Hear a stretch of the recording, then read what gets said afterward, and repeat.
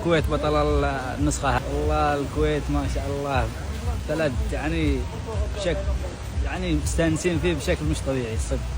طيبة أهلها ما شاء الله عليهم. بس إن شاء الله تخلص البطولة بامتياز، يكون أفضل بطولات كأس الخليج بإذن الله. أولا نشكر دولة الكويت على الاستضافة الجميلة، يعني الاستضافة التي تليق بدولة الكويت، يعني هذا شيء مسبوق ودائما متعودين من دول الكويت، من دولة الكويت ومن دول الخليج بشكل عام، يعني تنظيم بطولات جميلة جدا.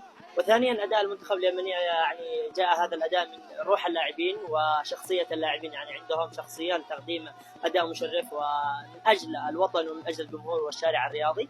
يعني كان اللعب والمباراة كانت من القلب إلى قلب الجمهور، والحمد لله يعني على هذا الأداء وعلى هذا المجهود. يعني المنتخب السعودي منتخب قوي ومنتخب لا غنى عنه، يعني منتخب من أقوى المنتخبات، وكلنا يعني مشجعين لهذا المنتخب الكبير. لكن في أرضية الميدان كنا يعني متنافسين ولسنا أعداء، متنافسين فقط، وكانت والمباراة كانت جيدة، والحمد لله أن هذه المباراة نالت استحسان الجميع، وكان المنتخب اليمني دور كبير في هذه المباراة لجعلها مباراة للتاريخ وللذكرى.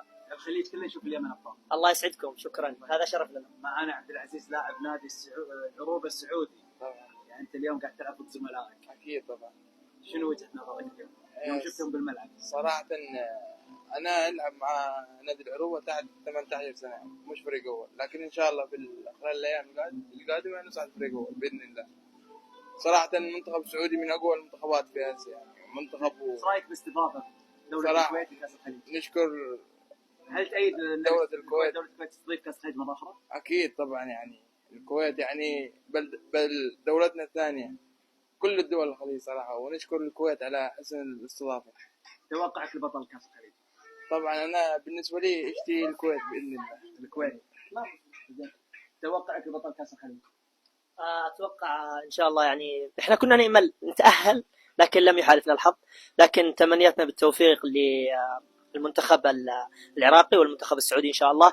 يعني هم المنتخبات الذي أراها الأقرب يعني لهذه البطولة، من ناحية الاستعداد، من ناحية اللاعبين، من ناحية الشخصية، ومن ناحية الأداء، ومن ناحية أيضا يعني المنتخبين الدولتين الأقرب إلى القلب وإلى كوننا يعني دائما مع بعض.